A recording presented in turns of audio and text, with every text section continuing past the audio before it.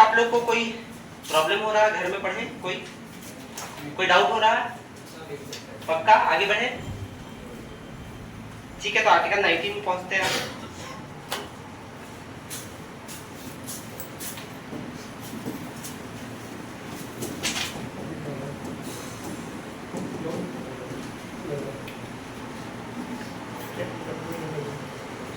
अच्छा, कल एक चीज आर्टिकल 16 जब हम पढ़ा रहे थे, एक चीज अंदर छूट गया था, उसमें लास्ट क्लॉज छूट गया था। उससे पहले हम 17 में पढ़ गए थे। 4 क्लॉज उसमें पढ़े थे, उसी में अपडेट कर दिएगा। 16 क्लॉज 4 तक पढ़े थे, याद होगा। 16 क्लॉज 5 में एक्चुअली में एक्सेप्शन है, वो बस ये कहना। हाँ, 16 में किसमें क्लॉज? अच्छा, क्लॉज 2 एक्चुअली में वही था, 1 और 2 कंबाइंड है। तो 1 में जो आपको बात बताए ना, वही 2 का भी पार्ट है। तो 1 और 2 कंबाइन हो जाएगा, सेम करेक्ट वो लोग दोनों बताता है। बट 16 क्लॉज 5 जो है वो थोड़ा सा अलग बताता है, उसको थोड़ा सा अपडेट कर लीजिएगा वहां पर। वो ये है कि जैसे कि आर्टिकल 16 में हम आप लोग को बताए हैं कि स्टेट जो होगा वो ये फॉलोइंग चीजों में जो 7 चीज आप लोग को डिफाइन है, वो 7 चीजों में डिस्क्रिमिनेशन नहीं कर सकता है। कोई दिक्कत है? ये 7 चीज आपको पता है क्या क्या है। लेकिन आर्टिकल 16 क्लॉज 5 इसमें एक्सेप्शन है, ये बताता है कि मान के चलो कोई भी ऐसा इंस्टीट्यूशन है, जैसे मंदिर हो गया, मस्जिद हो गया, जहां पर ऐसा ही प्रोफेशन का दरकार है जो उस रिलीजन का आदमी ही कर सकता है, तो वहां पर वो एक्सेप्टेड होगा रिलीजन के नाम पर डिस्क्रिमिनेशन करना। समझ गया ना? अब ऑब्वियस सी बात है, मंदिर का पुजारी मुसलमान थोड़ी ना होगा, या मस्जिद का जो इमाम है वो हिंदू थोड़ी ना हो सकता है कि नहीं? उसके लिए एक स्पेशल नॉलेज का दरकार होता है जो कि उसी कम्युनिटी के लोगों के पास होगा कि नहीं होगा। तो इसको ऐसा नहीं माना जाएगा कि आर्टिकल 16 के तहत ये कोई भेदभाव किया जा रहा है। ये बेसिक नीड है ना समाज का। तो ये है बस आर्टिकल 16 क्लॉज 4, ठीक है ना? बस इसमें ये लिख लीजिए ना कि state can prescribe 16 clause 1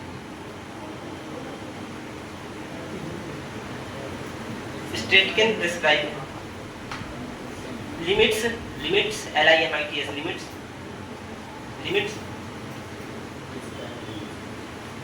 on appointment of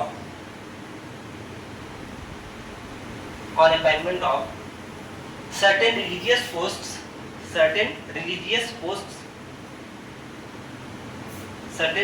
posts from other communities.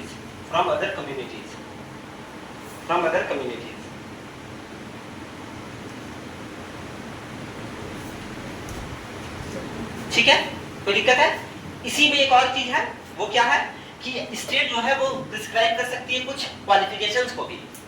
जैसे उसी में है क्लॉज में, ये बात बस समझ लीजिए, स्टेट कुछ क्वालिफिकेशंस को पहले से बता सकती है कि ये प्रोफेशन में ये क्वालिफिकेशन का दरकार होगा। सरमाया, जैसे मान के चलो अगर आपको डॉक्टर बनना है कि नहीं, तो ऐसा थोड़ी ना है कि कोई भी आदमी बोलेगा मैं राइट टू प्रोफेशन है, हम कुछ भी करना चाहते हैं, मेरा फ्रीडम है, तो हम डॉक्टर का बिना कोई सर्टिफिकेट लिए डॉक्टरी स्टार्ट कर देंगे। सर ये चीज आप आगे भी पढ़िएगा आर्टिकल 19 में, इसलिए यहाँ भी बता देंगे, चलो कोई बात नहीं है। 16 क्लॉज 5 कुल मिला के आपको समझ में आया? 16 क्लॉज 5 सिर्फ यही बोल रहा था कि जो भी रिलीजन के नाम पे डिस्क्रिमिनेशन सरकार चाहे तो कर सकती है, क्योंकि ये उस रिलीजियस इंस्टीट्यूशन का नीड होता है। समझ आ गया ना? जैसे आपको बता दिए, मंदिर में जो पुजारी होंगे या जो भी वहाँ पे पूजा पाठ करते हैं वो जनरली उसी कम्युनिटी से आएंगे। समझ आ गया ना? उसके लिए रिलीजन ये नहीं बोला जाएगा कल को कि मुस्लिम कम्युनिटी या सिख कम्युनिटी से क्यों नहीं आप हायर कर रहे हैं। समझ आ गया ना? सेम विद मुस्लिम समाज, same with Sikh, same with other religion. कोई दिक्कत है? तो जो भी वहां पर हेड अपॉइंट होंगे वो उसी रिलीजन के होंगे। यही बोल रहा था 16 क्लॉज 5, ठीक है? कोई दिक्कत है? अब आगे बढ़े जाए। अब लिखिए आर्टिकल 19।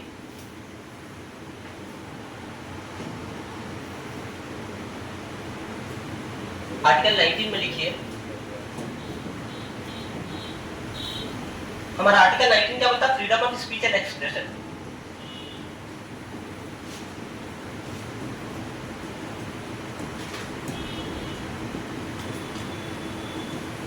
ठीक है, freedom of speech and expression. आपको इससे पहले बता दें, आर्टिकल 19 से लेकर के 22 तक आपको ऑलरेडी बता चुके हैं हम लोग, यहाँ पे राइट टू फ्रीडम है, राइट टू फ्रीडम हम लोग इसमें पढ़ रहे हैं। ठीक है, जैसे आप लोगों को बताएं, आर्टिकल 14 से 18 तक क्या था हमारा? राइट टू इक्वालिटी था कि नहीं था? राइट टू इक्वालिटी था आर्टिकल 14 से 18 तक, अगर आप लोग पढ़े होंगे तो। उसी तरह 19 से लेकर के 22 तक हम लोग पढ़ेंगे राइट टू फ्रीडम पढ़ेंगे। ठीक है ना? राइट टू फ्रीडम के अंदर में सबसे पहले हम लोग आर्टिकल 19 को पढ़ना स्टार्ट करेंगे, जिसको हम लोग FOSC से शॉर्टकट में लिखते हैं। FOSC कहने को लग गया freedom of speech and expression. ठीक है, अब देखिए हमारा कॉन्स्टिट्यूशन जो freedom of speech and expression देता है ये बहुत वाइड रूप में देता है, मतलब ये नहीं सिर्फ बोलने का आजादी आपको है, ये नहीं होता। हमारा जो freedom of speech and expression है ये अलग लेवल का freedom of speech and expression है। यानी कि अगर आप अपना व्यू को, पहले सुनिए अच्छे से, आप अपना व्यू को खुद से बोल सकते हैं, पहला तो ये हो गया, आप अपना व्यू को खुद से रख सकते हैं। दूसरा, आप दूसरे के व्यू को भी आप रख सकते हैं, समझ आ गया ना, अपना व्यू आप रख सकते हैं, पॉइंट नंबर 1। पॉइंट नंबर 2, दूसरे का व्यू आप रख सकते हैं, समझ आ गया ना। पॉइंट नंबर 3, आप किसी भी माध्यम से अपना फ्रीडम ऑफ स्पीच का एक्सप्रेशन कर सकते हैं, जरूरी नहीं है लिख करके या जरूरी नहीं है बोल करके, लिख करके भी कर सकते हैं, बोल करके भी कर सकते हैं, प्रिंट माध्यम से भी कर सकते हैं, इशारा से भी कर सकते हैं, किसी तरह भी कर सकते हैं आप अपने फ्रीडम ऑफ स्पीच एक्सप्रेशन का जो बोलते इजहार है वो आप किसी भी वे में कर सकते हैं, समझ आ गया ना।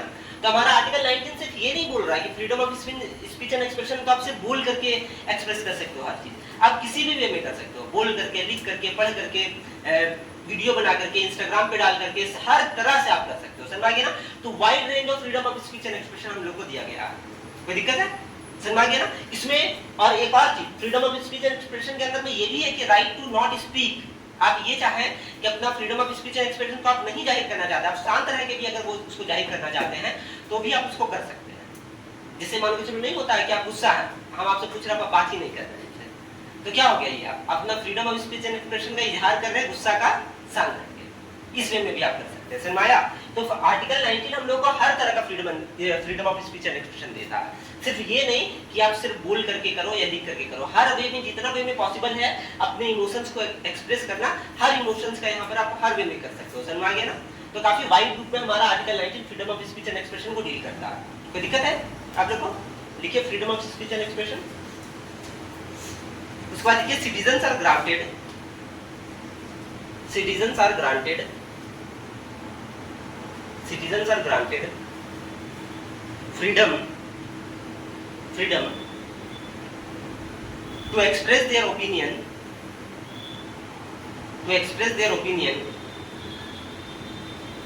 freely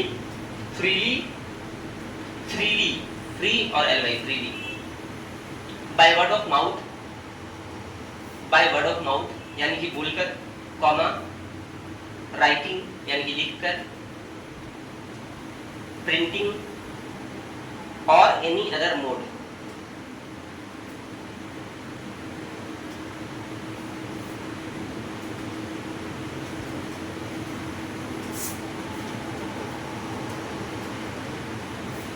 ठीक है, अब देखिए एक और आपको यहाँ पे हम क्वेश्चन बता देते हैं इसी में।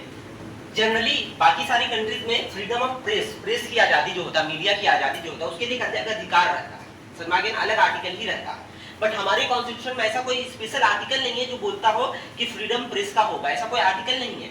बट आप जब freedom of speech and expression को पढ़ते हैं तो आप इससे क्या निकाल सकते हैं कि जो हमारा राइट टू प्रेस है वो कहीं ना कहीं इसी के अंदर छुपा हुआ है। क्यों? क्योंकि इसमें आप ये बोल रहे हैं कि आप अपना ओपिनियन को जाहिर कर सकते हैं, साथ ही साथ आप दूसरों का भी ओपिनियन को जाहिर कर सकते हैं। दूसरों का ओपिनियन को जाहिर करने से क्या मतलब हो गया, आप फ्रीडम ऑफ प्रेस को इसी से आर्टिकल्स के थ्रू दे रहे हैं, समझ गए ना।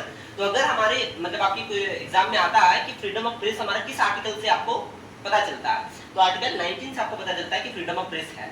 हालांकि वो डायरेक्टली नहीं बोल रहा है कि फ्रीडम ऑफ प्रेस नाम का कोई चीज होगा, बट इनडायरेक्टली वो वही चीज बोल रही है कि freedom of speech and expression होगा, समझ आया ना।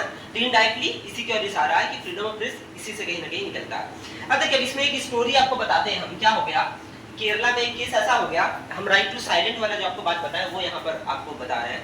केरला में एक ऐसा स्टोरी हो गया कि नेशनल एंथम हो रहा था। ये सब रियल फैक्ट्स है, रियल केसेस है जो हम आपको बताते हैं, ठीक है। आपके एग्जाम में रिलेवेंट नहीं रहेगा बट सुन लीजिए, समझने में आसानी होगा उससे। तो केरला में एक स्टोरी ये हो गया कि बहुत सारे बच्चे जो है वो जब जन गण मन हो रहा था तो सब ऑब्वियस सी बात है स्टैंडिंग पोजीशन में आ जाते हैं, अटेंशन पोजीशन में आ जाते हैं तो गाते हैं।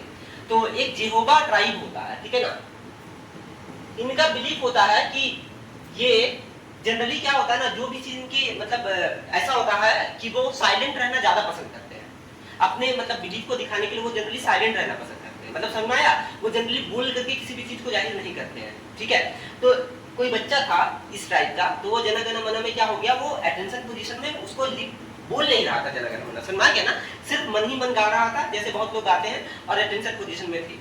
तो उनका जब प्रिंसिपल देखी कि ये जन गण मन बच्चा नहीं गा रहे हैं तो उसका एक्सपेल कर दी स्कूल से। समझ में आया कि आपने भारत के कॉन्स्टिट्यूशन, भारत के राष्ट्रगान का अपमान किया है, क्योंकि बाकी सारे बच्चे गा रहे थे, आप नहीं गा रही थी, तो उनको एक्सपेल कर दिया गया। तो वो अपना केस लेकर के चली गई कोर्ट में। तो जब लोकल कोर्ट्स में गई तो लोकल कोर्ट्स ने स्कूल के अथॉरिटी को सही माना, उन्होंने कहा सही बात है, आपने जब जन गण मन सारे बच्चे गा रहे थे तो आपको भी गाना चाहिए था, आप क्यों नहीं गाए, ये अपमान है हमारे राष्ट्रीय एंथम का और फंडामेंटल ड्यूटीज का भी अपमान है, तो आपको जो स्कूल से एक्सपेल किया गया वो सही है। समझ आया? तो इस बात को फर्दर लेकर के वो हाई कोर्ट और सुप्रीम कोर्ट में चली गई। समझ गया ना? देखो इसी तरह से हमारा कॉन्स्टिट्यूशन में क्या क्या कमी है सुप्रीम कोर्ट इसी तरह से बता रहा है। सुप्रीम कोर्ट जो पिछला 70-80 साल से वर्क कर रहा है ना, तो यही सब केसेस है जिसके थ्रू आज हमारा कॉन्स्टिट्यूशन को और अच्छे से और डिटेल में हम लोग जान पाए हैं। समझ आया कि एक्चुअली में हमारा कॉन्स्टिट्यूशन क्या कहना चाह रहा है। तो जब सुप्रीम कोर्ट में ये केस गया तो सुप्रीम कोर्ट ने इसको स्टडी किया बहुत अच्छे से और पाया कि जरूरी नहीं होता है कि कोई आदमी मुंह से बोल करके ही किसी चीज का रिस्पेक्ट करे। अगर उसको उसके दिल में रिस्पेक्ट है तो अगर वो खड़ा होकर के अपना रिस्पेक्ट को शो कर रहा है और मन में भी पढ़ रहा है अगर, तो वो भी मतलब अपमान नहीं माना जाएगा, हमारे कॉन्स्टिट्यूशन का या हमारे जनगणमन का अपमान नहीं माना जाएगा। तो इससे हम लोग को ये पता चला कि सुप्रीम कोर्ट ने वर्डिक्ट में ये बताया कि राइट टू रिमेन साइलेंट भी एक फंडामेंटल अधिकार है। समझ गया ना? राइट टू रिमेन साइलेंट भी एक फंडामेंटल अधिकार है और इसको किसी भी सेंस में अपमान नहीं माना जाएगा जनगणमन का या हमारे कॉन्स्टिट्यूशन का या किसी भी चीज का। समझ गया ना? तो ये वाला रूलिंग से हम लोग को पता चला कि राइट टू रिमेन साइलेंट ये हमारे कॉन्स्टिट्यूशन में कहीं लिखा हुआ नहीं है, ये सब होता है जुडिशियल रिव्यू से।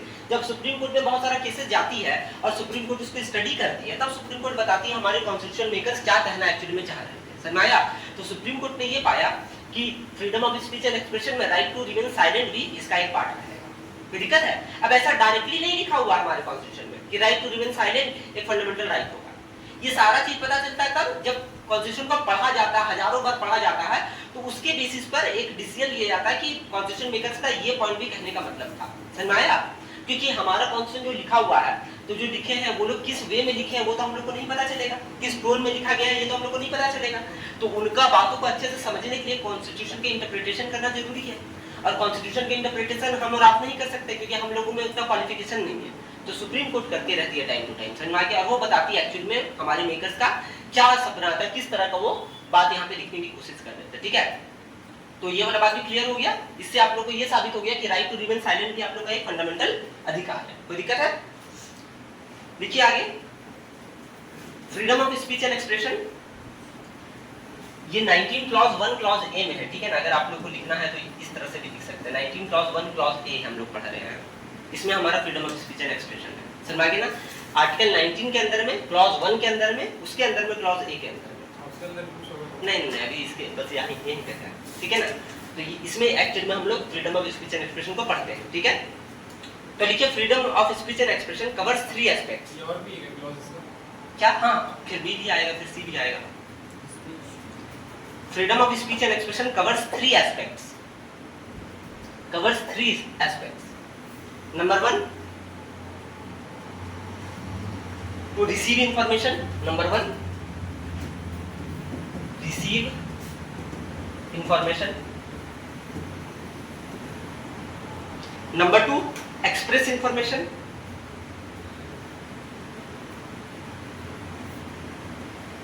और नंबर 3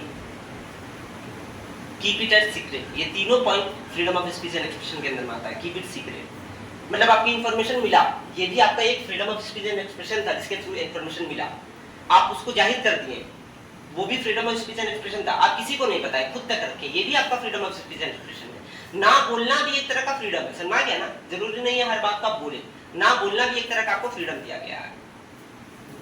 ये सब बाद में ऐड किया गया था। बाद में देखो कॉन्स्टिट्यूशन में ऐड कुछ नहीं किया गया ये सब चीज। कॉन्स्टिट्यूशन को जैसे हम सिर्फ आपको ये पढ़ा के चले गए freedom of speech and expression. अब मेरा कहने का क्या तात्पर्य था, हम क्या कहना चाह रहे थे, ये आकर के आपको समझ लो घुमनियो सर बता रहे। तो घुमनियो सर हो गए सुप्रीम कोर्ट, वो आगे बता रहे हैं आसिफ सर का इस लाइन से क्या क्या मतलब था। आपको सिर्फ पढ़ने से लगा freedom of speech and expression means हो गया सिर्फ बोलना। स्पीच मींस क्या होता है? बोलना। एक्सप्रेस मींस क्या होता है? अपने बातों को रखना।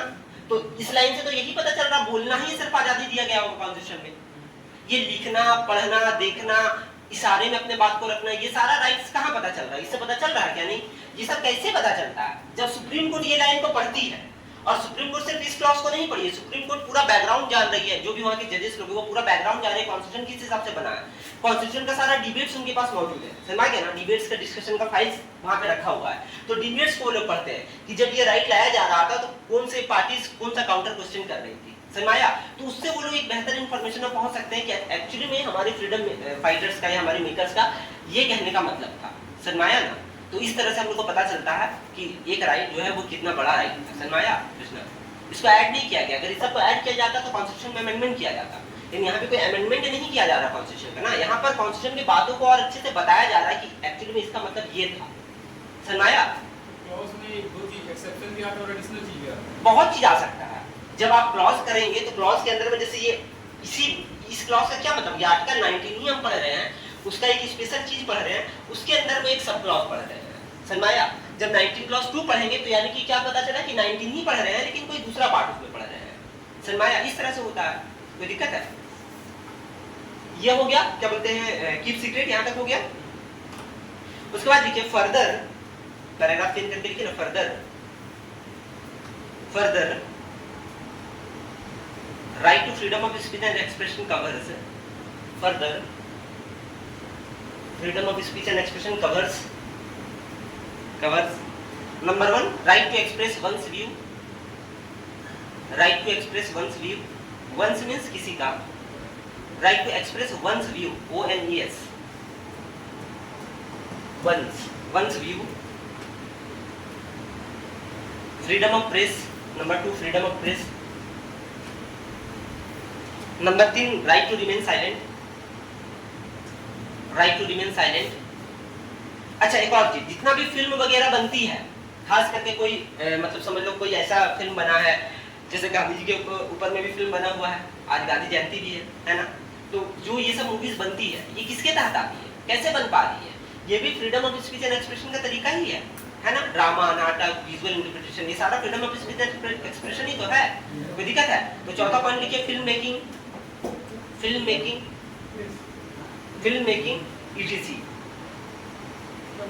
etc etcetera, film making etcetera.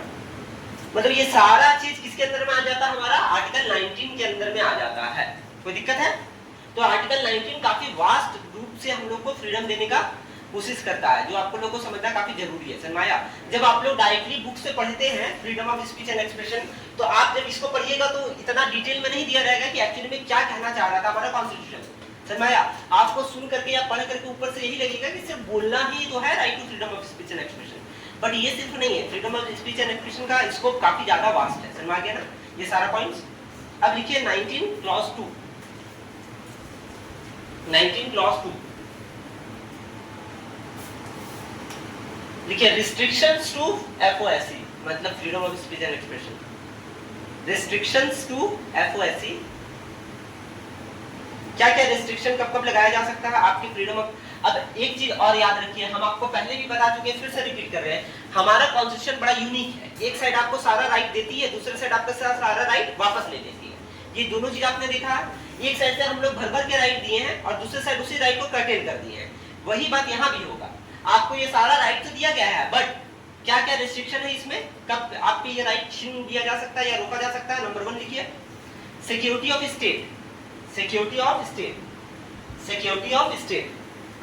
अगर हमारे देश के जो पॉलिटिशियंस या हमारे एग्जीक्यूटिव है, उनको ऐसा लगा कि आपका बोलने से कुछ सिक्योरिटी ऑफ स्टेट को थ्रेटन हो जाएगा, समझिए, तो आपका freedom of speech and expression को रोक सकती है। कोई दिक्कत है? नंबर 2 लिखिए, public order, public order. Public order means क्या हो गया?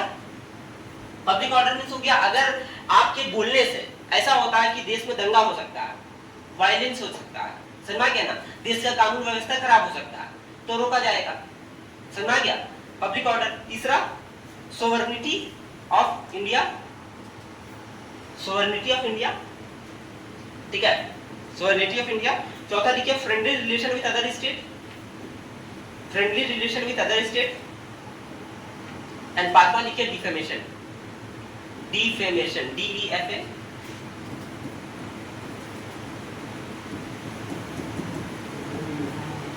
डिफेमेशन, डिफेमेशन, डिफेमेशन, डिफेमेशन, यह स्पेलिंग लिख दिया। मतलब ये सारे कंडीशंस में आपका freedom of speech and expression को रोका जा सकता है। नंबर 1, सिक्योरिटी ऑफ स्टेट, जब भारत देश की सुरक्षा का बात होगा, आयुष इधर ध्यान दीजिए, जब भारत देश की सुरक्षा का बात आएगा तो वहां पर freedom of speech and expression आपका रोक दिया जा सकता है। समझ गए ना? पब्लिक ऑर्डर, यानी कि देश में वायलेंस ना हो, देश में कानून व्यवस्था अच्छा बना रहे।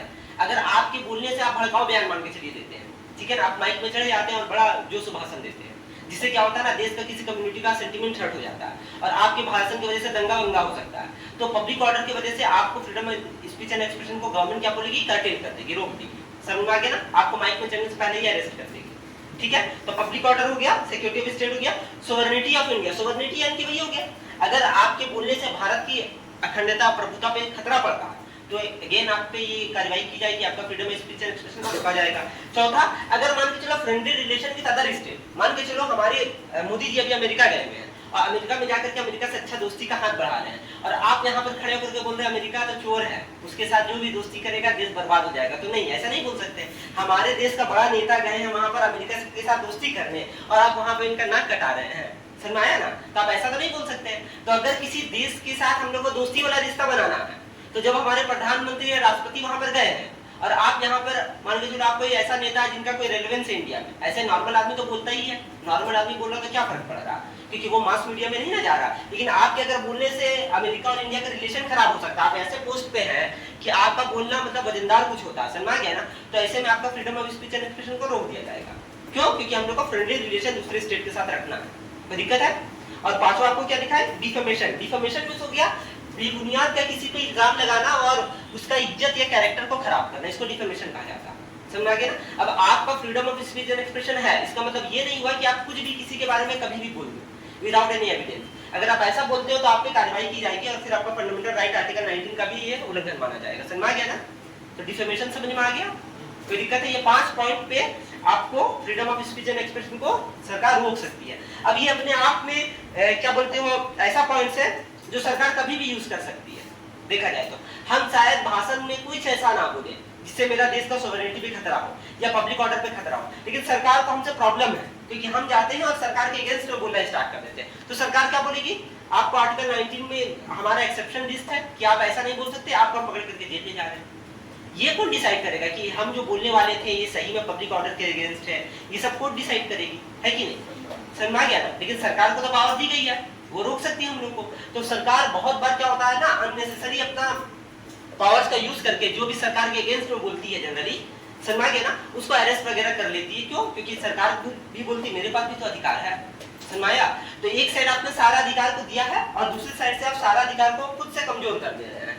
तो ये हमारा कॉन्स्टिट्यूशन का बोले आपको शुरू से ही कुछ ड्रॉबैक रहा है, ठीक है, बट इसको क्या कर सकते हैं। और ये पूरा freedom of speech and expression में आएगा। आर्टिकल 19 क्या आर्टिकल 22 तक ये 5 पॉइंट को याद रखिएगा। डिफेमेशन को यहीं पे बस भूल जाइए क्योंकि ये सिर्फ इसी केस में लागू होगा, सब केस में डिफेमेशन लागू नहीं होता है। बट बाकी सारा पॉइंट, पब्लिक ऑर्डर हो गया, सोवरेनिटी हो गया, इंटीग्रिटी हो गया, फिर आपने जाकर friendly relation with other state हो गया, ये सारा पॉइंट की वजह से हमेशा फ्रीडम हमारा कर्टेल किया जाएगा, समझ आ गया ना। अब देखिए आगे article 19 clause 1 clause B, freedom of assembly.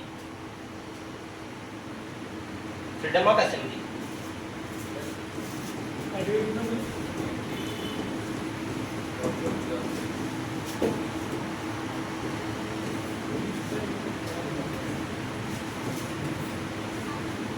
Article 19 में एक्चुअली में आप लोग को 6 अधिकार दिया गया है, समझ आ गया ना। पहले तो फंडामेंटल राइट्स 6 है, आप लोग को हम बता दिए।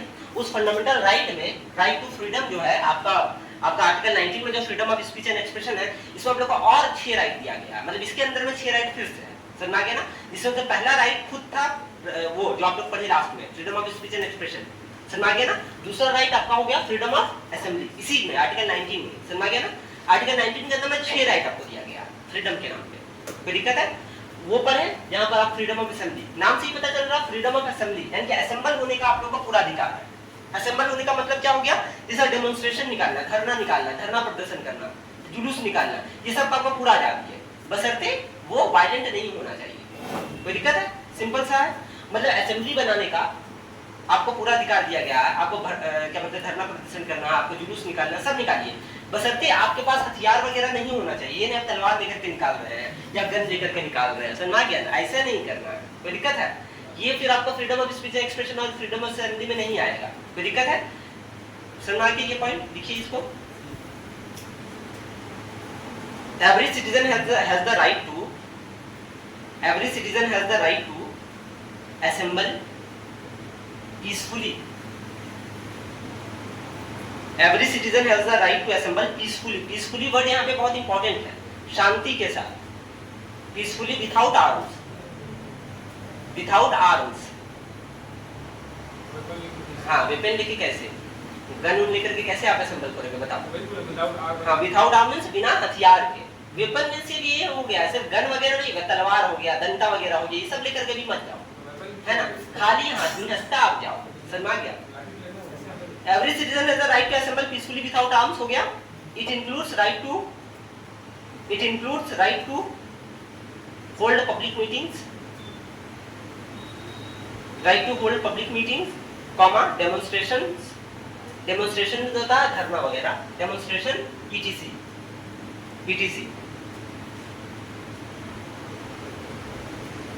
ठीक है ना, इसी में लिख लीजिएगा this provision does not protect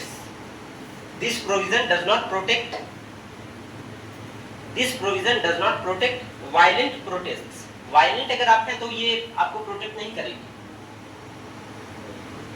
This provision does not protect violent protests।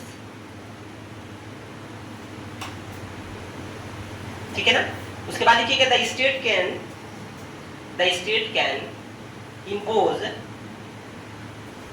can impose reasonable restrictions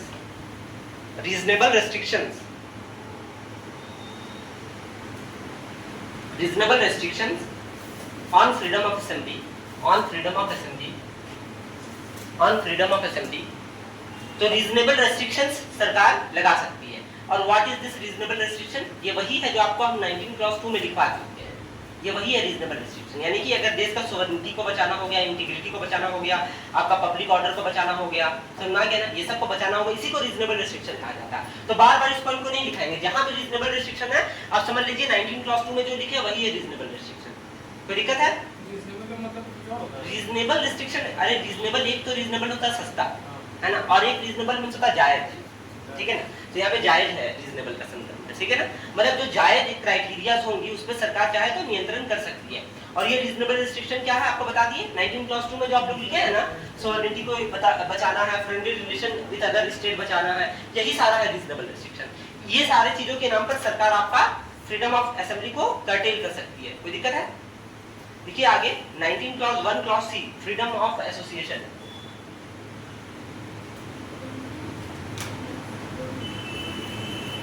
nineteen clause 1 clause C,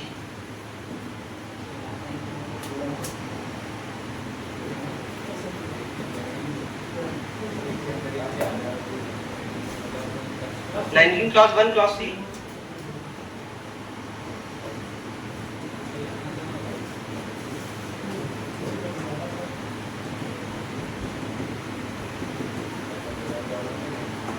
freedom of association,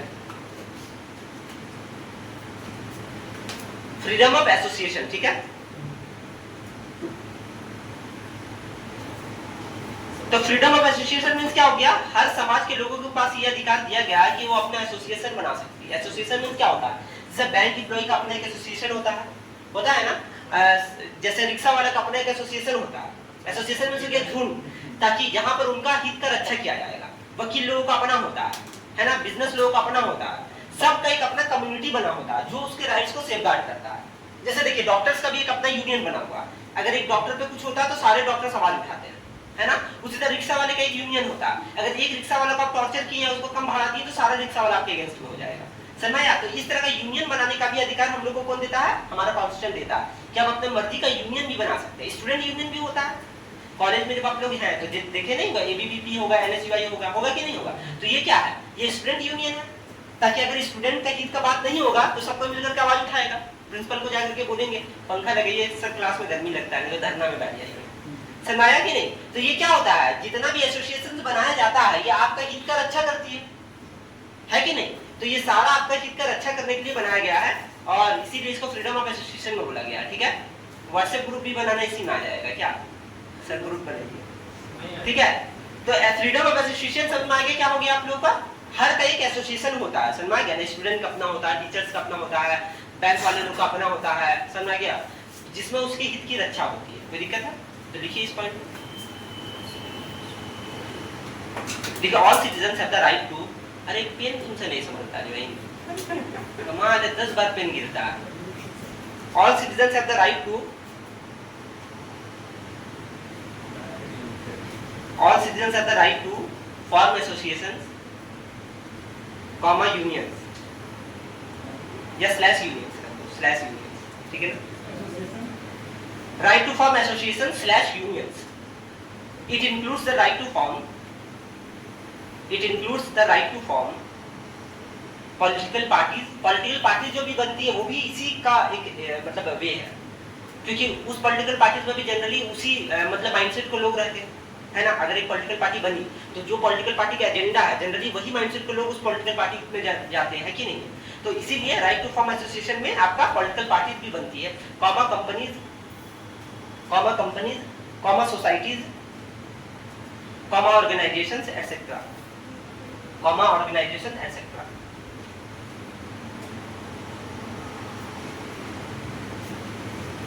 ये समझ में आ गया? कोई डाउट है किसी को आप लोग को? आगे बढ़े, देखिए 19 क्लॉज 1 क्लॉज डी।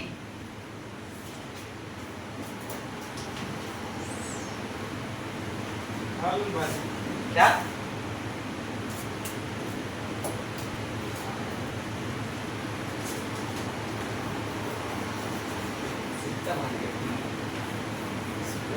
अरे गर्दन में तो रस्सी बांधो, सनमाया कभी नहीं, ये सही है, यही हम उपाय करना होगा, और कोई उपाय है ही नहीं। ये बोले थे क्लॉज नहीं पढ़ना, पढ़ा क्या नहीं पढ़ना होगा? अरे क्लॉज ये इंपॉर्टेंट क्लॉज है, अब इसको कैसे छोड़ दे बताओ सनमाया? बस जो जो इंपॉर्टेंट चीज है उसको तो पढ़ाना ही पड़ेगा ना। और वो तो अभी हम इसलिए बोल दिए कि क्लॉज नहीं पढ़ाना पड़ेगा क्योंकि हमको नहीं पता आप किस एग्जाम का तैयारी कर रहे हैं, पहले हमको बताओ तो किस एग्जामिनेशन का तैयारी कर रहे हैं। अगर आप बोल दिए हमको सर हम यूपीएससी का कर रहे हैं तो क्लॉज क्या कॉमा भी पढ़ाना पड़ेगा हमको, सनमाया ना? तो ये तो आप पे डिपेंड करेगा आप किस एग्जाम का तैयारी कर रहे हैं। फिर भी हम जिस तरह से पढ़ा रहे हैं लिटरली बता रहे हैं, आप लोग को बड़ा से बड़ा एग्जाम में काम आ जाएगा। जैसे आप लोग जो freedom of speech and expression पढ़ाएं, अलग अलग तरह का फ्रीडम, बोलने का आजादी, लिखने का, हम लोग ये यूपीएससी में पढ़ते हैं। बाकी जो जनरली जो बच्चे रेलवे वगैरह की तैयारी कर रहे हैं उनको इतना डिटेल में जानने का कोई नीड नहीं है, वो बस ये जानते हैं आर्टिकल 19 में हमारा freedom of speech and expression है, बस इतना में उनका काम हो गया। डायरेक्ट क्वेश्चन आएगा आर्टिकल 19 में क्या है, फ्रीडम ऑफ रिलीजन है, freedom of speech and expression है ना, वोटिंग का राइट है, या क्या है, आपको सीधा मारना उसमें ऑप्शन। इतना डिटेल में अंदर घुस करके समझने का नीड नहीं पड़ता है, बस आपको ऊपर से जानकारी होना चाहिए, समझा क्या? पर जो आप लोग को पढ़ा रहे हैं एक्चुअली में, क्योंकि आप लोग पहला बैच है ना, समझ रहे हैं, तो आप लोग को हम चाह रहे हैं आप लोग जो एग्जाम का तैयारी करना चाह रहे हो आप लोग का बेस इतना स्ट्रांग हो जाए जो आप लोग कोई भी एग्जाम का तैयारी बाद में अपने से परस्यू कर सकते हो, समझ आया ना?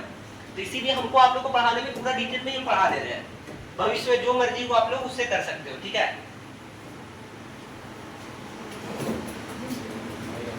चलो ई देखिए, अच्छा डी में थे क्या? देखिए फ्रीडम ऑफ मूवमेंट,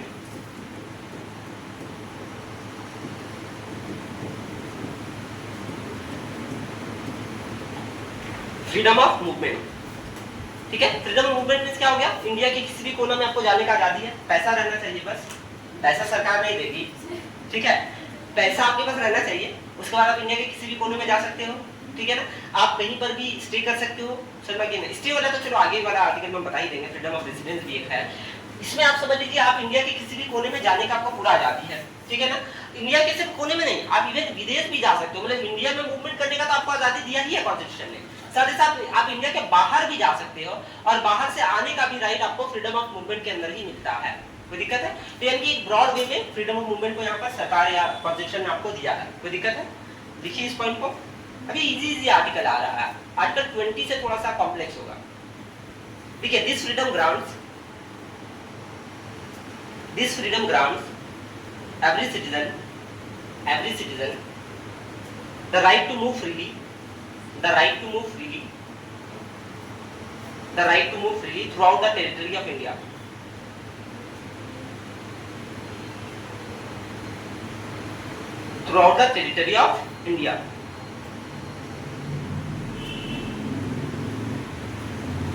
कोई दिक्कत है? समझ में आ गया? आप लोग को इंडिया में कहीं भी घूमने का आजादी ये आर्टिकल के थ्रू आपको मिल जाता है। अच्छा एक और चीज, यहाँ पर दो तरह का चीज होता है, एक होता है इंडिया के अंदर में घूमना, एक होता है इंडिया के बाहर जाना और फिर वापस आना। हालांकि राइट टू मूवमेंट में हम लोग ये बात लिखते हैं, बट बहुत डीप बात आपको बता रहे हैं, सुनिएगा। हमारा फ्रीडम ऑफ मूवमेंट दो तरह का हो सकता है, या तो इंटरनली आप इंडिया के किसी भी टेरिटरी में घूम रहे हो या आप इंडिया के बाहर घूम रहे हो। तो ये वाला राइट से हमारा इंडिया के अंदर वाला टेरिटरी वाला तो सारा हिस्सा क्या मतलब ये हो जाता है।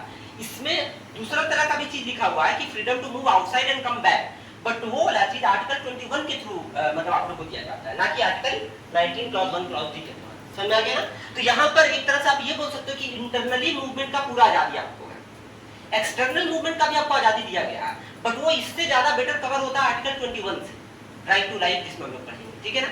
तो ये पॉइंट को बस याद रखिएगा।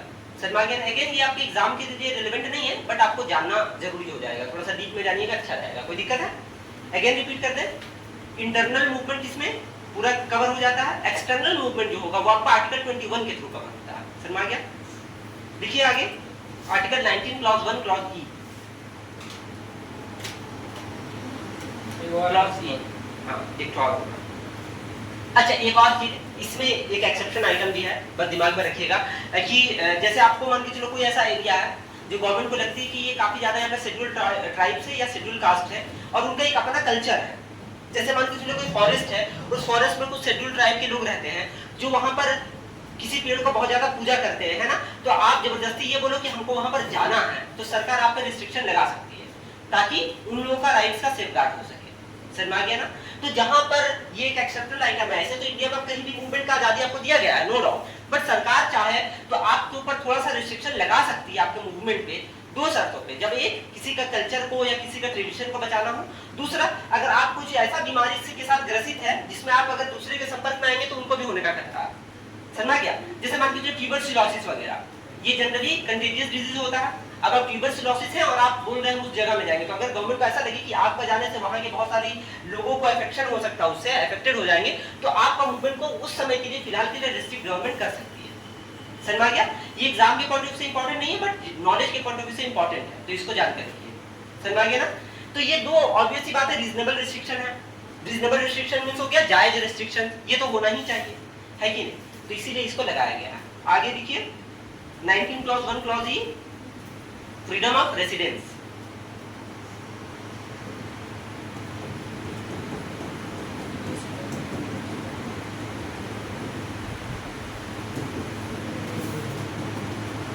इसका मतलब निवास स्थान क्या? क्या इसका मतलब रेसिडेंस का मतलब? निवास स्थान। हाँ, रेसिडेंस मींस होता है रहना, निवास स्थान नहीं। रेसिडेंस मींस रहना। और भी कोई मीनिंग होता है क्या? नहीं नहीं, ऐसे तो होता होगा, इंग्लिश में तो बहुत सारा एक वर्ड का मीनिंग होता है, मेरे तो संज्ञान में एक ही है, रेसिडेंस मींस होता है रहना। ठीक है? अरे आजकल हम हिंदी बैच को पढ़ाते पढ़ाते ना थोड़ा सा ज्यादा ही हिंदी बोलने लगते हैं। कभी कभी तो हमको भी नहीं लगता हम अच्छा हिंदी बोल रहे हैं, क्या संज्ञान कभी नहीं यूज करते थे। अरे हिंदी बैच को पढ़ा रहे इसलिए आ जा रहा है। देखो नहीं मतलब मेरे इंफॉर्मेशन में सुनवाई क्या, फ्रीडम ऑफ रेसिडेंस। ठीक है, आते हैं टॉपिक पे। फ्रीडम ऑफ रेसिडेंस क्या होता है? आपको इंडिया में कहीं पर भी जमीन लेने का हक है, घर रह सकते हो, आराम से बनाओ। पहले जम्मू कश्मीर में ये चीज नहीं था, लेकिन जब आर्टिकल वो आ गया है ना 370, तो उसके बाद से आप जम्मू कश्मीर में भी जमीन वगैरह रह करके वहां पे आराम से सेटल हो सकते हो। तो फ्रीडम ऑफ रेसिडेंस में दो तरह का आपको एक्चुअल में राइट कवर होता है। एक तो होता है रेसिडेंस और एक होता है, अच्छा रेसिडेंस और एक स्टे, ये दो तरह का चीज याद रखिएगा। एक होता है टेम्पोरेरी रेसिडेंस, मतलब आप कहीं गए होटल वगैरह में रहे और आ गए, जैसे एग्जामिनेशन देने जाते हैं तो 2-3 दिन के लिए गए, वहीं स्टे किए और वापस आ गए। और एक होता है परमानेंट सेटलमेंट, जहां पर आप जाते हो तो पूरा घर वगैरह भी बनवा देते हो। समझ गए ना? तो ये दोनों चीजें फ्रीडम ऑफ रेसिडेंस के थ्रू कवर होता है। अगर आप टेम्पोररी कहीं पे विजिट किए हो वो, और अगर आप परमानेंट कहीं पर रहने गए हो वो, ये दोनों आपको फ्रीडम ऑफ रेसिडेंस के तहत में कवर हो जाता है। कोई दिक्कत है? देखिए इस पॉइंट को, freedom of residence, every citizen has the right to reside, every citizen has the right to reside and settle in any part of India, in any part of India, reside and settle in any part of India। reside and settle means क्या हो गया? reside means होता है temporary stay और settle means होता है permanent stay. कोई दिक्कत है? ये दोनों राइट्स आपको दिया गया है। अच्छा, इसमें भी रीजनेबल रिस्ट्रिक्शन क्या होगा? ट्राइबल एरियाज के में आप जमीन जाकर के नहीं खरीद सकते हो, है ना, क्योंकि उनका एथनिक कल्चर को बचाना सरकार की जिम्मेदारी है। उसके बाद देखिए 19 क्लॉज 1 क्लॉज है, जिसमें कब से बेचारा गिन रहा है, कब आएगा कब आएगा, ए के बाद बेचारा बी पढ़ रहा है, फिर सी पढ़ रहा है। 19 क्लॉज 1 क्लॉज है, ठीक है, सारा तो मजेदार है, कुछ तो ऐसा नहीं है जो नहीं समझ में आया होगा, सब तो इजी है, बस 5-6 बार रिवाइज करो दिमाग में आ ही जाएगा कुछ। देखिए freedom of profession, freedom of profession,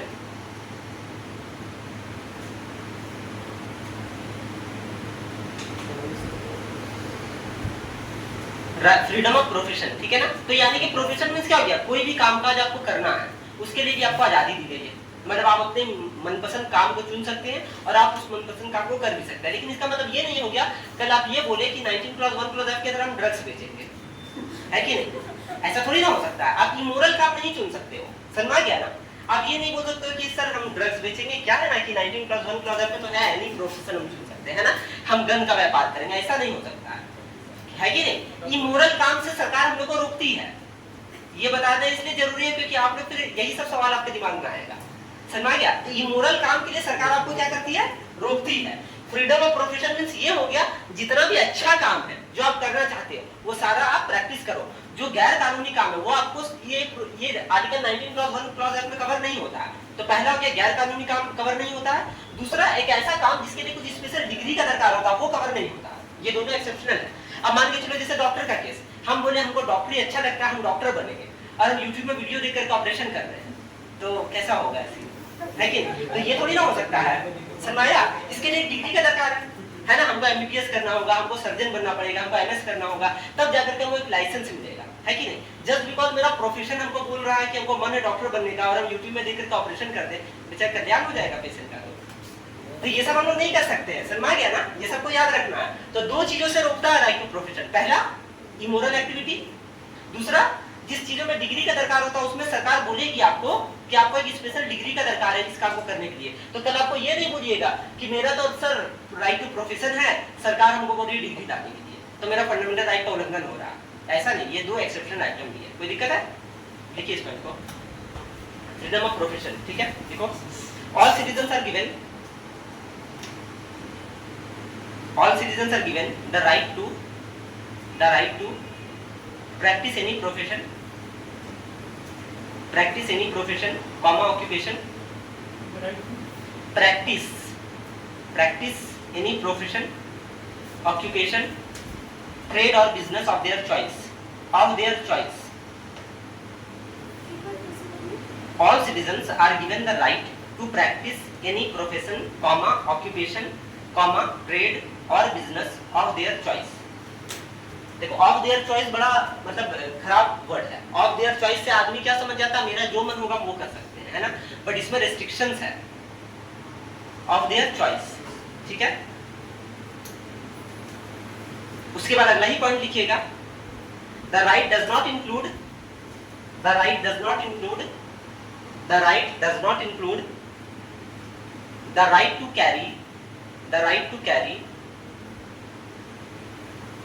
carry any immoral means होता है गैर कानूनी,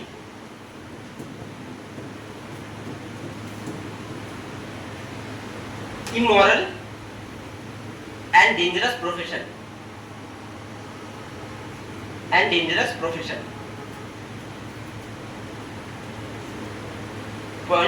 दूसरा पॉइंट लिखिएगा इसी में, the state can prescribe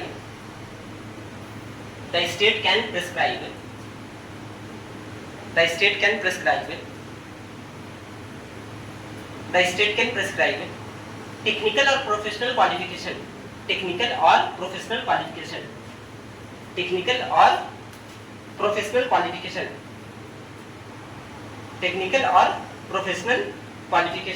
for some profession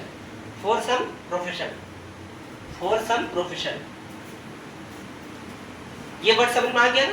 कुछ प्रोफेशन अगर आप कर रहे हो, जैसे आपको डॉक्टर बनना है, एमबीबीएस का या एमएस का सर्टिफिकेट होना बहुत जरूरी है, आपको साइंटिस्ट वगैरह बनना है तो आपको उस फील्ड में नॉलेज होना जरूरी है कि नहीं। ये सारा चीज आपको डिग्री वगैरह का सरकार मांग कर सकती है।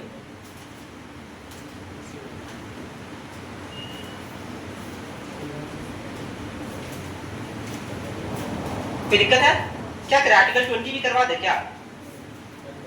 टाइम है ही, देखो आर्टिकल 20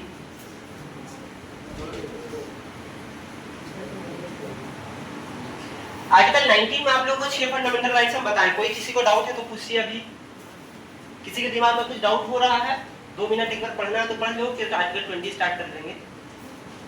एक बार पढ़ लीजिए आर्टिकल 19 को पूरा और देखिए कोई डाउट है तो पूछिए। कुछ भी सवाल आ रहा होगा कि सर 19 क्लॉज 1 क्लॉज आपके तरह मर्डर वगैरह कर सकते हैं क्या? मेरा मत करना रे बाबू, नहीं कर सकते, इमोरल एक्टिविटी है ना। इमोरल में तो बहुत सारी चीजें हाँ, तो जितना चीज आ रहा है वो सारा इमोरल है। कुछ किसी में तो लाइसेंस भी देते हैं, जैसे कि अल्कोहल वगैरह। अल्कोहल इमोरल, देखो इमोरल भी अलग अलग सेंस का है। इमोरल में ऐसा हो गया कि कुछ चीजों में सरकार का रेवेन्यू बहुत ज्यादा आएगा, जहाँ पर पैसा आ जाती है तो सरकार बोलती है चलो भाई कोई बात नहीं, गलत काम है लेकिन क्या है, पैसा आ रहा है ना, ठीक है ना। जैसे सरकार जानती है कि टोबैको खाने से कैंसर होता है, टोबैको के ऊपर में भी लिखा रहता है कैंसर होता है, बट आदमी को अगर वो वाला फोटो हट जाए ना तो नहीं देगा, बोलेगा डुप्लीकेट है। जाकर बोलेगा कैंसर वाला गुटखा दीजिए ना, इसमें तो कहाँ फोटो वाला, ये डुप्लीकेट हो गया, इससे कैंसर ही नहीं होता है। समझाया? तो आदमी का ऐसा आदत हो गया है कि उसका रेट अगर 500 भी हो जाए तो आदमी जाएगा खाने के लिए। सरकार उसका रेट बढ़ाती रहती है ताकि कम से कम लोग उसको कंज्यूम करें। जब रेट बढ़ जाएगा तो बहुत सारे लोग ऑब्वियसली उसको कंजम्पशन कम करेंगे, तो सरकार इस तरह से चीजों को रोकती है। समझाया? तो अलग अलग वे में सरकार रोकती है, ऐसा नहीं है सरकार उसको बढ़ावा देती है, सरकार रोकती है ऑब्वियसली अलग अलग सेंस में। जैसे अल्कोहल हो गया, तो अल्कोहल का लाइसेंस हर जगह इजीली अवेलेबल नहीं होता। अगर आपको अल्कोहल का लाइसेंस लेना है तो बहुत माथा पच्ची करना पड़ता है और इतना इजीली अवेलेबल नहीं होता है। जैसे अल्कोहल में मोनोपोली होता है, अगर एक जगह में है ना, एक एरिया में जनरली एक आदमी को ही दिया जाएगा, इतना इजीली अवेलेबल नहीं होगा। जैसे किराना दुकान हर 2 किलोमीटर में अवेलेबल होता है, वैसे अल्कोहल का दुकान हर 2 किलोमीटर में अवेलेबल नहीं होगा until you are in Goa. Goa में है क्योंकि गोवा में ज्यादातर विदेशी पर्यटक आते हैं ना, तो उससे काफी रेवेन्यू स्टेट का आता है, इसीलिए वहां पर हर 2 किलोमीटर में एक्चुअली में है, बट बाकी सारे कंट्रीज में इंडिया में नहीं है। समझाया? तो इमोरल एक्टिविटी को सरकार तो रोकना चाहती है, अलग अलग तरीका है। किसी को डायरेक्टली बैन करके सरकार करती है, किसी में देखते हैं अगर ये रेस हार्मिंग है तो रेस्ट्रिक्शन को बढ़ा बढ़ा कर कंट्रोल करने की कोशिश करती है। समझाया? हाँ, और पूछो। सर अपना डिफेंस के लिए तो मान सकता है। हाँ सही बात है, सेल्फ डिफेंस में आप कर सकते हो। सेल्फ डिफेंस का अगर बात आएगा तो ये फिर कोर्ट डिसाइड करेगी कि आपको उसको मारना जरूरी था या सही था कि नहीं था, बट हाँ आप वायलेंस कर सकते हो सेल्फ डिफेंस में। समझ गए ना? अब ये नहीं कि हम आपको डांटे तो कर हमसे लड़ने लग जाए, इसको सेल्फ डिफेंस नहीं बोला जाएगा। नहीं, सब डाउट क्लियर कर दिए, नहीं तो हम ही सारा राइट पढ़ा रहे। पता है मेरे केस में राइट अगर आप यूज कर दिए तो कमाल हो जाएगा। तो ये सारा हम जान रहे, आप लोग के दिमाग में यही सब फालतू क्वेश्चन आएगा। अच्छा क्वेश्चन कोई ढंग का करो रे बाबू, कोई करो।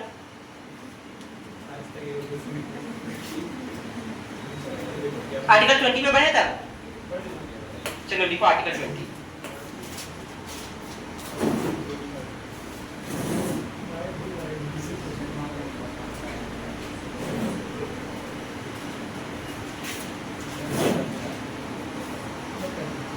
देखो आर्टिकल 20 बेसिकली क्या कह रहा पता है, ये थोड़ा सा कॉम्प्लिकेटेड आर्टिकल है, ठीक है, इसमें टाइम भी लगेगा और क्या बोलते हो आर्टिकल 20 थोड़ा सा कंपैरेटिवली टफ है एज कंपेयर टू बाकी सारा आर्टिकल।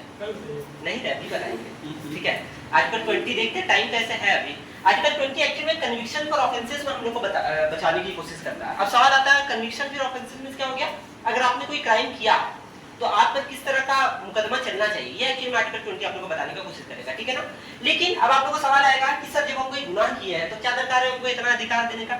यही तो बात है हमारे इंडिया का, सिर्फ इंडिया नहीं बाकी सारा कंट्रीज में इसमें डेमोक्रेसी है। इवन आप एक गुनहगार हो तो भी आपके पास वो सारा अधिकार है एक अच्छा लीगल प्रोसेस पाने का। समझ गया? आप एक गुनहगार हो तो भी आपको एक पूरा हक है कि आपका भी एक जज होना चाहिए जो आपको बचाव करेगा। अजमल कसाब जैसा टेररिस्ट वगैरह को भी हम लोगों ने जज दिया था, बहुत सारे लोग इसको क्रिटिसाइज किए, कितना बड़ा टेररिस्ट को क्या दरकार था एक जज देने का या एक लॉयर देने का जो उसके डिफेंस में बोल रहा हो। बट आप लोग समझिए, ये लोग वही लोग बोल सकते हैं जो लोग पढ़े नहीं हमारे कॉन्स्टिट्यूशन को। हमारा कॉन्स्टिट्यूशन क्या कहता है कि आप बड़ा से बड़ा क्रिमिनल हो, बड़ा से बड़ा अपराधी हो, बड़ा से बड़ा खराब काम आपने किया हो, फिर भी आपका डिफेंस में बोलने का पूरा हक है। तो कोई ना कोई आपके डिफेंस में खड़ा हो ही सकता है, लॉयर हो, एडवोकेट हो। समझा गया ना? क्योंकि आपको पूरा ये अधिकार हमारा कॉन्स्टिट्यूशन ही देता है कि आपको भी अपना बात रखने का पूरा इजाजत होगा, पूरा फ्रीडम दिया जाएगा। बाद में कोर्ट डिसाइड करे कि आप गिल्टी थे कि नहीं थे, वो कोर्ट का काम है, बट अपना बात रखने का एटलीस्ट तो आपको पूरा आजादी होगा, इवन तो आपने कोई क्राइम कमिट किया है तो। इसीलिए हम लोग आर्टिकल 20 पढ़ना जरूरी है। और आर्टिकल 20 यहीं पर आपको बता दे रहा है ऐसा आर्टिकल है जो इवन तो सारा इमरजेंसी लग जाता है, पूरा आर्टिकल चला जाए, बट आर्टिकल 20 कभी खत्म नहीं होता है। समझाया?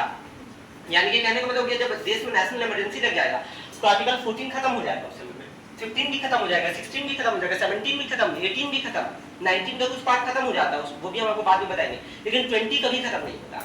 समझ गया ना? 20 वाला आर्टिकल जो है उस समय भी जिंदा रहता है जब देश में इमरजेंसी लगा हुआ हो। तो ये बात से आप सोचो आर्टिकल 20 कितना ज्यादा आपके लिए इंपॉर्टेंट है। समझ आया? इसीलिए आर्टिकल 20 को पढ़ना काफी ज्यादा जरूरी है। ये एक्चुअली में कन्विक्शन जो ऑफेंस के लिए हो जाते हैं उनका किस तरह से अधिकार होगा उसका बात करता है। और एक्चुअली में ये एक और चीज बताता है ना कि हद से ज्यादा पनिशमेंट किसी को नहीं मिलना चाहिए, जितना डिजर्व करता है उतना ही पनिशमेंट मिलना चाहिए, है कि नहीं? तो ये एक्सेस पनिशमेंट को भी रोकता है, क्योंकि जनरली एग्जीक्यूटिव जो होता है वो हद से ज्यादा पनिशमेंट कर सकती है, दे सकती है कि नहीं? तो ये एक्सेस पनिशमेंट से भी हमारा आर्टिकल 20 रोकता है कि किसी क्राइम के लिए एक्सेस पनिशमेंट नहीं होना चाहिए। समझ गया ना? जितना वो डिजर्व करता है उतना ही पनिशमेंट दिया जाए। तो इस तरह से आर्टिकल 20 काफी ज्यादा इंपॉर्टेंट हो जाता है। समझ में आया? देखो आर्टिकल 20 पहले फिर समझाते हैं। और देखिए article 20 grants protection, article 20 grants protection against arbitrary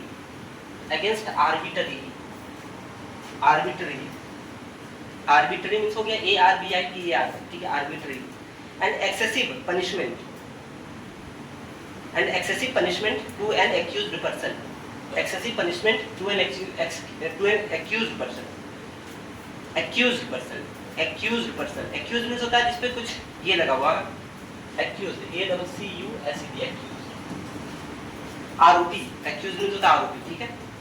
accused person। सबसे पहला लिखिए 20 क्लॉज 1,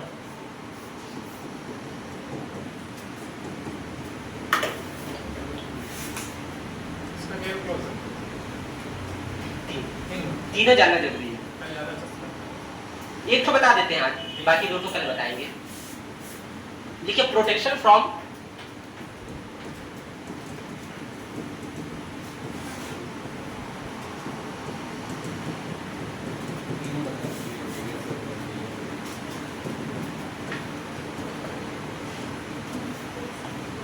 देखो ये वर्ड को, protection from ex post facto law.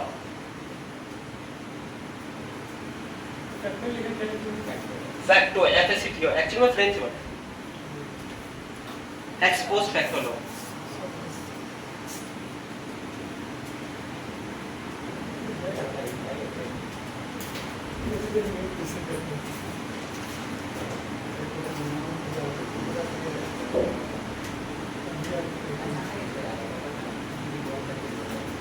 बताएं आगे।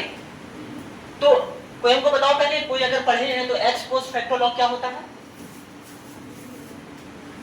आप लोग को जानते हैं? चलो आप लोग तो फर्स्ट टाइम पढ़ रहे हो, आप लोग तो पढ़ी है ना शायद, रुकनी आप तो पढ़ती है ना। एक्स पोस्ट फैक्टो लॉ क्या होता है?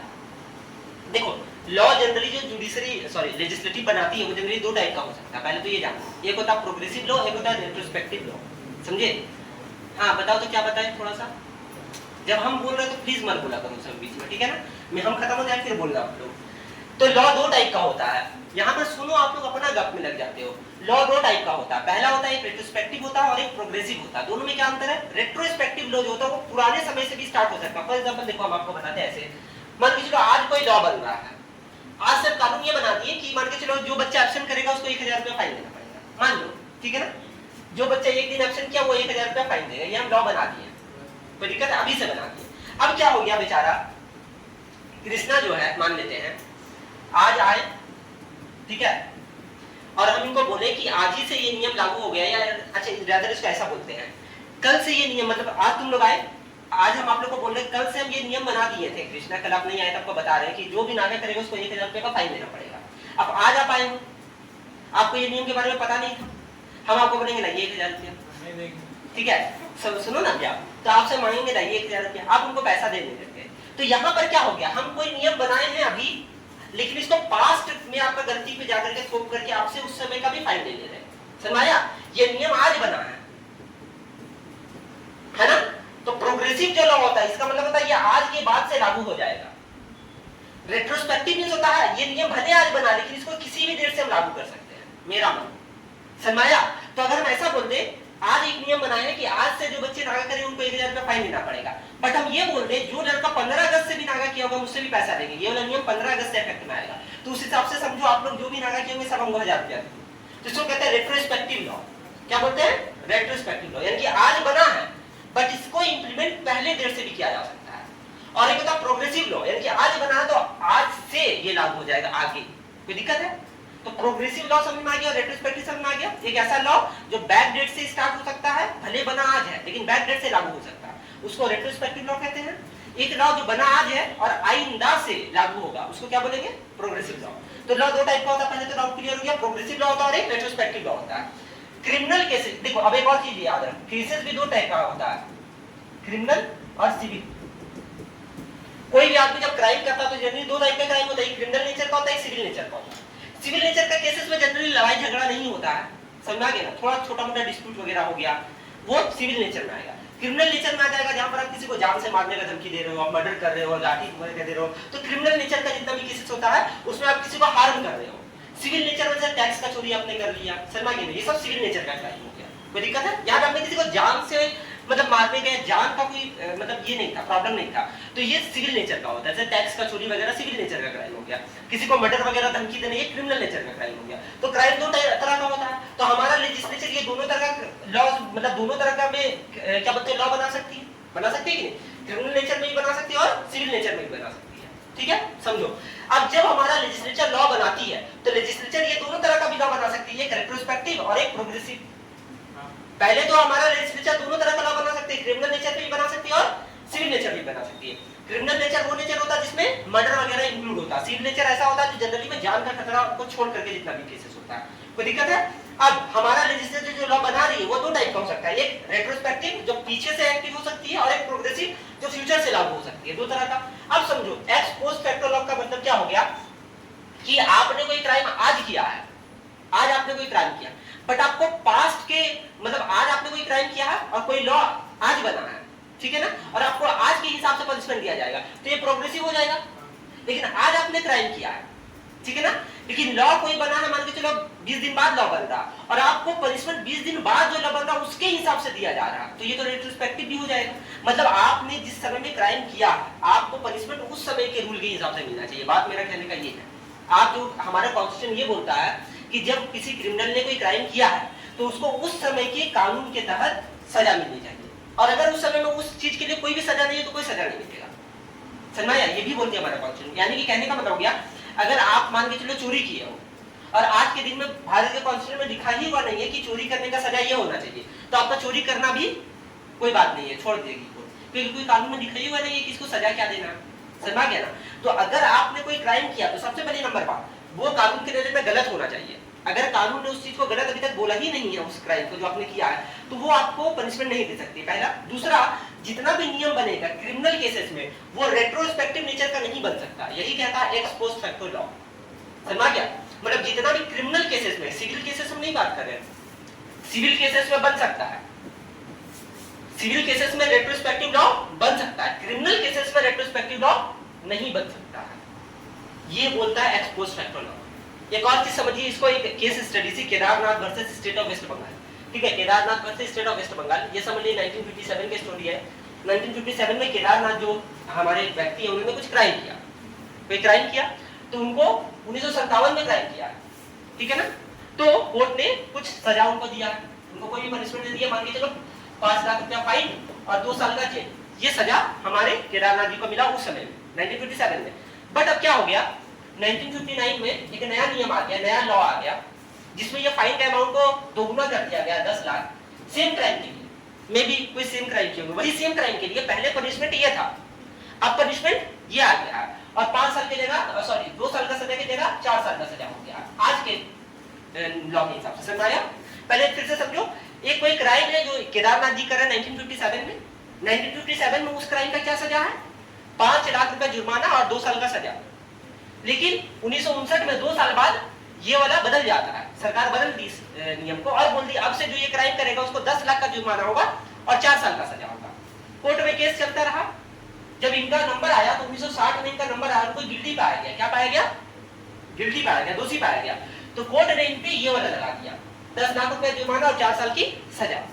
तो इसने सुप्रीम कोर्ट में पिटीशन फाइल किया कि मैंने तो क्राइम 57 में किया था, 57 में तो 2 लाख रुपया सजा था और सॉरी 5 लाख सजा था और 2 साल की सजा थी, तो जब मैंने क्राइम 57 में किया था तो हमको जो सजा है वो 59 के हिसाब से क्यों दिया जा रहा है। समझाया? तो सुप्रीम कोर्ट ने इस चीज को स्टडी किया और पाया कि जब इंसान ने वो क्राइम किया था उस समय में जो कानून बना हुआ था वही कानून के तहत उनको सजा मिलेगा, बाद में आपने कानून में कोई चेंजेस कर दिया तो आपको ये प्रोग्रेसिव मतलब ये ऐसा हो गया कि आप जाकर के आगे में कोई चीज किए हो और पास्ट का गुनाहों को प्रेजेंट में लाकर के खड़ा कर दे रहे हो, है कि नहीं? तो कोर्ट ने इसको गलत पाया और कोर्ट ने बोला कि आपको सजा 1957 के रूल के हिसाब से देना पड़ेगा जो उस समय में था। तो कोर्ट ने ये वाला जो जजमेंट कोर्ट ने दी थी, लोअर कोर्ट ने इसको रिजेक्ट कर दिया, समझ आया? और उनको सजा ये वाले रूल के हिसाब से समझ आ गया? अभी भी कोई डाउट हो रहा है? तो यही हमारा क्या बोलते हैं आर्टिकल 20 का क्लॉज 1 कहता है कि no ex post facto law, यानी कि क्रिमिनल केसेस में, सिविल केसेस में हो सकता है, क्या बोले, सिविल केसेस में ऐसा हो सकता है। समझो सिविल केसेस में जैसे आज कोई सरकार नियम बना दी कि 2023 से जिनका टैक्स ड्यूज है उनको पेनल्टी लगेगी, ऐसा नियम सरकार बना सकती है क्योंकि ये सिविल नेचर का है। सरकार ये एकदम ये नियम बना सकती है कि 2023 से जिनका जिनका टैक्स बाकी है उन पे पेनल्टी लगेगा, सरकार ये करने के लिए रेडी है। बट क्रिमिनल नेचर में आप ऐसे जाकर के पनिशमेंट नहीं कर सकते। जैसे आज एक और एग्जांपल समझो, आज आपने कोई चोरी की और आज उस चोरी के लिए कोई सजा नहीं है और 2030 में कोई नियम बन गया जिसमें वो चोरी का सजा आ गया, तो अब सरकार ये नहीं बोलेगी कि 2020 में भी जो उस चोरी को किया होगा सबको पकड़ के लाओ सजा देंगे, क्योंकि 2020 में तो कोई कानून ही नहीं था या 2024 में तो कोई कानून ही नहीं था। तो उस समय जब कानून ही नहीं था तो आपने जो भी गलत काम किया था आप बच जाओगे, क्यों? क्योंकि उस समय में उसके लिए कोई सजा नहीं थी। लेकिन सरकार 2030 में अगर उस चीज के लिए सजा ले आई तो अब ये नहीं बोलेगी कि चलो भाई पकड़ के लाओ, 2024 में किया था उसको भी आज सजा देंगे, ऐसे नहीं बोल सकती क्योंकि क्रिमिनल नेचर का हो जाता है केस। हाँ, लेकिन आपने टैक्स की चोरी की है अगर मान के चलो तो सरकार बोल सकती है जो 2023 से चोरी किया सबको पकड़ के लाओ, सबको सजा देंगे, एकदम बोल सकती है क्योंकि ये सिविल नेचर का केस है। समझ आया? तो इस तरह से आपको ये आर्टिकल 20 को समझना है। आर्टिकल 20 काफी कॉम्प्लिकेटेड है और काफी मतलब समझ लो टाइम टेकिंग वाला आर्टिकल है। तो आपको समझ आ गया x post facto law means क्या होता है? समझ में आ गया? X post facto law means हो गया आप रेट्रोस्पेक्टिव वे में जाकर के क्रिमिनल केसेस में किसी को सजा नहीं दे सकते। बात खत्म हो गया, सिंपल सा बात। इसी को समझाने के लिए हमको इतना आपको लिखना पड़ा। कोई डाउट है आप लिखिए। आर्टिकल 20 क्लॉज 1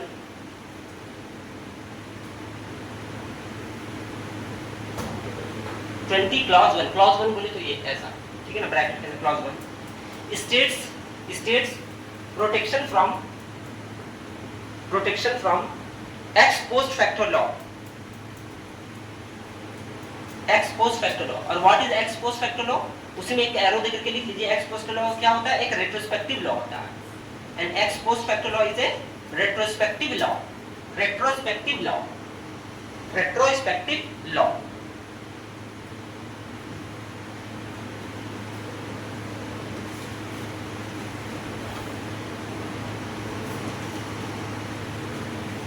ठीक है। अब बाकी ये क्या होता है ये आप लोग समझ ही गए हो, इसको हम लिखवाएंगे नहीं, बाकी आप समझ गए ना डिटेल में क्या कहना चाह रहा है हमारा आर्टिकल, ये कहना चाह रहा था। बाकी ये सारा चीज आपके दिमाग में आ गया किस तरह से क्या हो रहा है। अब इसी का क्लॉज एक और चीज है, सुप्रीम कोर्ट ने ये पाया कि अगर कोई यहाँ पे समझो, अगेन ये हायर ऑर्डर का चीज हम आपको बताते हैं, समझो इसको अच्छे से। सुप्रीम कोर्ट ने ये भी बोला कि अगर कोई लेजिस्लेशन ऐसा आता है जिससे ऑफेंस कम हो जाता है तो वैसा रेट्रोस्पेक्टिव लॉ को वैलिड पाया जाएगा। मतलब समझो आपको मान के चलो यही ब्लड सेल देते हैं 1957 में 2 साल और 5 लाख का ये था, और अगर मान के चलो 59 में ये 10 की जगह मान लो 1 लाख का हो गया और ये सजा 1 साल का हो गया, ठीक है ना। तो सुप्रीम कोर्ट बोलती है इसको सजा ये वाले के हिसाब से, यानी कि हमारा कोर्ट जो है ना थोड़ा दयालु है।